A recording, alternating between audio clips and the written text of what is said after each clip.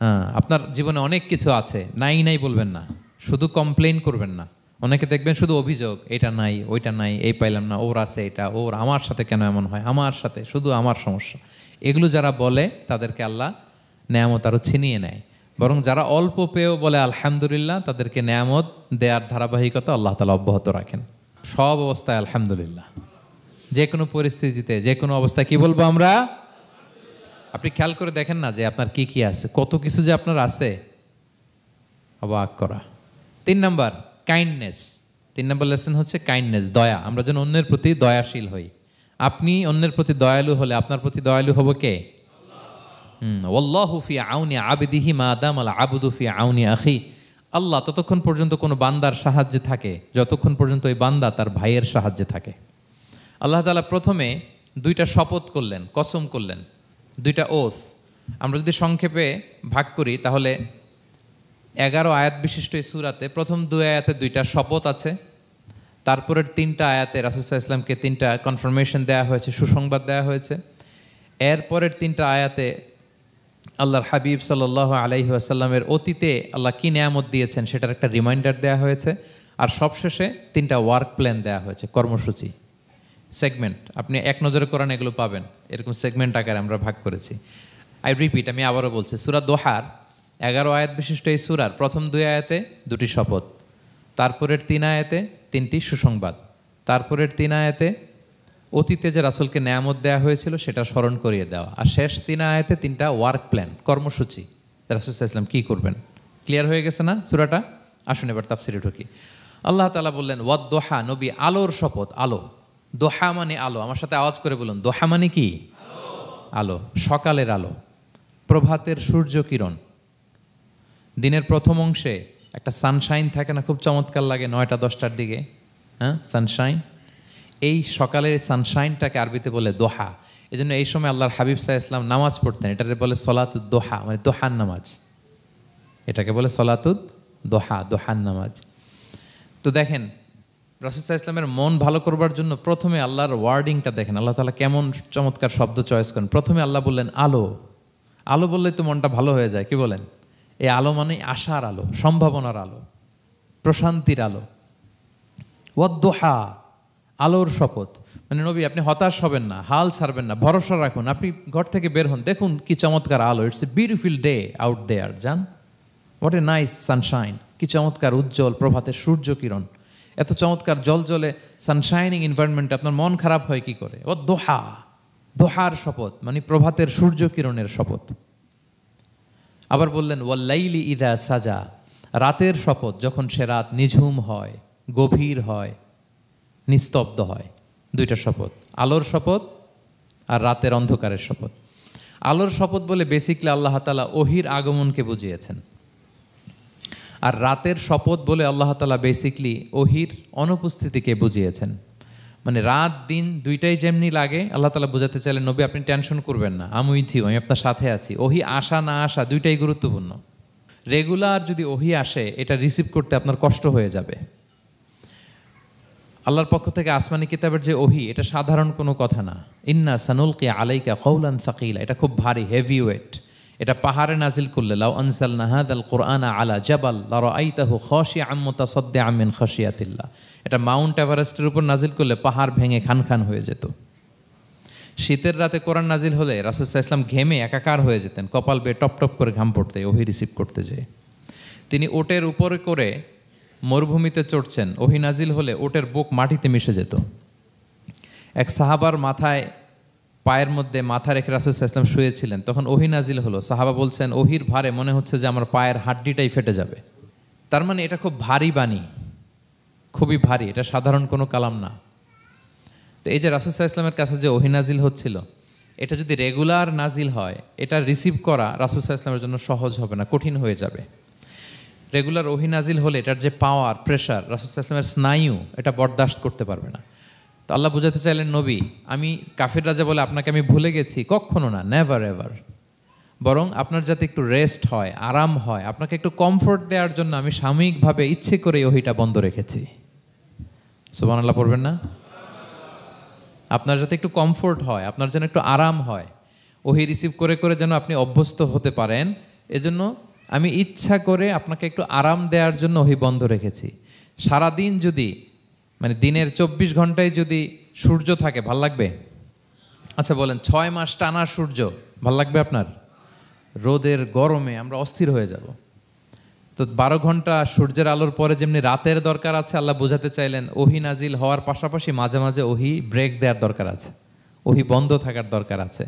ফলে আপনি হ্যাবিচুয়েটেড হবেন, ওহি রিসিভ করা না করা এটা আপনার জন্য ইজি হয়ে যাবে। যখন আপনি আপনার জন্য ওকে হয়ে যাবে তখন আমি লাগাতার ওহি নাজিল করব। তাহলে ওরা যে বলে আমি আপনাকে ভুলে গিয়েছি, না, আমি আপনাকে ভুলি নাই, বরং আপনার আরামের জন্য খানিকটা সময় আপনাকে বিশ্রামের সুযোগ করে দেওয়ার জন্য আমি আল্লাহ ওহি বন্ধ রেখেছি। সুবহানাল্লাহ। তার মানে আল্লাহ তাআলা নবীকে ভুলেন নাই বা নবী সাল্লাল্লাহু আলাইহি ওয়াসাল্লামের উপর অসন্তুষ্ট হন নাই, ইচ্ছে করে আল্লাহ তাআলা কিছুদিন ওহি বন্ধ রেখেছেন। প্রতিদিন সূর্য থাকলে যেমনি ভাল লাগে না, মানে 24 ঘন্টা, এজন্য 12 ঘন্টা সূর্য দিয়ে আল্লাহ 12 ঘন্টা রাত দিয়েছেন, আমাদের আরামের বিশ্রামের ঘুমের আয়োজন করেছেন। ঠিক তেমনি রেগুলার ওহি রিসিভ করলে রাসূল সাল্লাল্লাহু আলাইহি ওয়াসাল্লামের জন্য কষ্ট হয়ে যাবে, এজন্য ইচ্ছে করে আল্লাহ গ্যাপ দিয়েছেন। আল্লাহর হাবিব সাল্লাল্লাহু আলাইহি ওয়াসাল্লামের উপর আল্লাহ অসন্তুষ্ট হননি। এটাই আল্লাহ তাআলা বললেন যে ওয়াদ-দুহা ওয়াল-লাইলি ইযা সাজা, প্রভাতের সূর্য কিরণের শপথ, রাতের নিঝুম নিস্তব্ধ পরিবেশের শপথ। মা ওয়াদ্দাআকা রাব্বুকা ওয়া মা ক্বালা, আপনার রব আপনারে ভুলেও যায় নাই, আপনারে ছেড়েও যায় নাই, আপনার উপর নাখোশও হয় নাই। সুবহানাল্লাহ। আপনার রব আপনার সাথেই আছে, এটা সবসময় ফিল করবেন যে আমার রব আমার সাথে আছে। এটা ফিল করলে আপনার মধ্যে যে সাহস আসবে আপনি কল্পনাই করতে পারবেন না যে এত এনার্জি আপনার ভিতরে আসলো কি করে। আপনারা খেয়াল করেছেন বছর খানিক আগে ভারতবর্ষের আমাদের এক বোনের সামনে কিছু সন্ত্রাসী ওরা জয় শ্রীরাম বলতেছিল, মনে আছে? কিন্তু আমার ওই বোন মুস্কান কি বলছিল বলেন তো?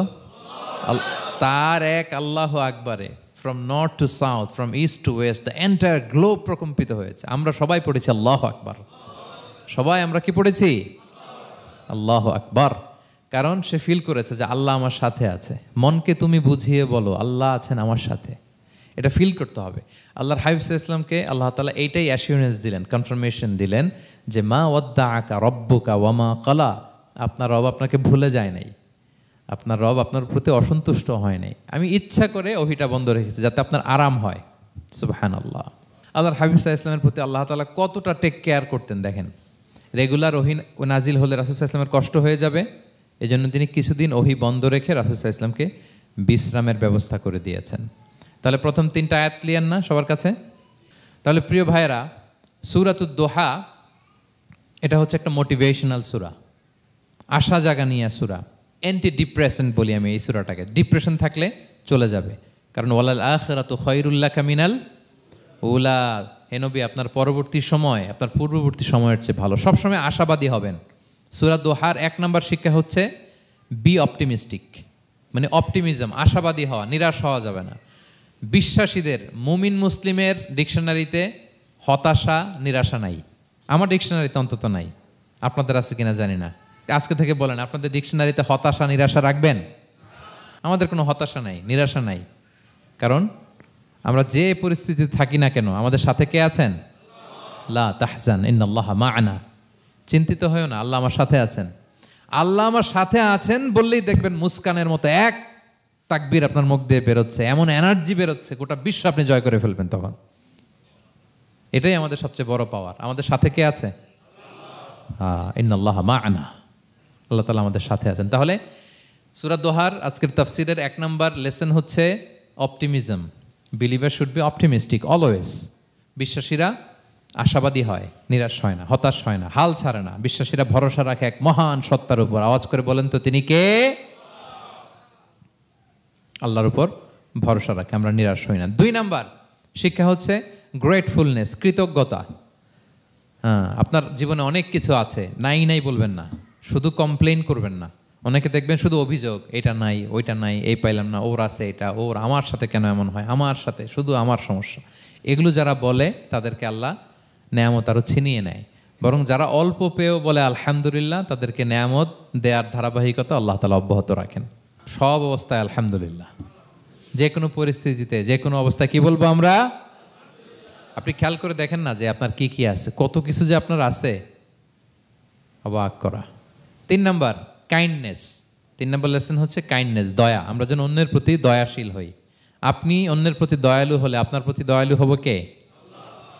ওয়াল্লাহু ফি আউনি আবদিহি মা দামাল আবদু ফি আউনি আখি। আল্লাহ ততক্ষণ পর্যন্ত কোনো বান্দার সাহায্যে থাকে যতক্ষণ পর্যন্ত ওই বান্দা তার ভাইয়ের সাহায্যে থাকে। তাহলে বলেন তো, আল্লাহর সাহায্য পাওয়ার প্রথম শর্ত কি?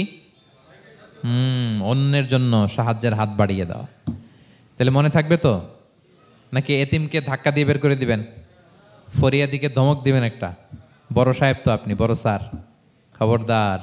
তাহলে 1 নম্বর লেসন অপটিমিজম। আমরা হতাশ হব না, হতাশা আমাদের ডায়েরিতে নাই, আমরা আশাবাদী, আমরা আল্লাহর রহম ভরসার ভিখারি, ঠিক কিনা বলেন? 2 নম্বর লেসন হচ্ছে গ্রেটফুলনেস। আমরা সবসময় আল্লাহর প্রতি শুকরগুজার হব, কৃতজ্ঞ হব। আল্লাহর হাবিব সাল্লাল্লাহু আলাইহি ওয়াসাল্লাম বলতেন, আল্লাহুম্মা জাআলনি সাবুরা ওয়া জাআলনি শাকুরা ওয়া জাআলনি ফি আইনি সগীরা ওয়া ফি আয়ুনিন নাসি কাবীরা। আল্লাহ আপনি আমাকে ধৈর্যশীল বান্দা বানান, আপনি আমাকে শুকরগুজার বানান। আল্লাহ আমার চোখে আমাকে ছোট বানান। আল্লাহ গোটা বিশ্বের মানুষের চোখে, জনতার চোখে আমাকে বড় বানান। আওয়াজ করে পড়েন আমিন। এই দোয়াটা বেশি বেশি পড়বেন। আর সব শেষে আমরা যেন কাইন্ড হতে পারি, অন্যের প্রতি দয়ালু হতে পারি। যে রহম করে সে রহম প্রাপ্ত হয়, যে অন্যকে দয়া দেখায় সে আল্লাহর পক্ষ থেকে দয়া পায়। আল্লাহ তাআলা আমাদের সবাইকে কথাগুলো বোঝার ও আমল করার তৌফিক দান করুন।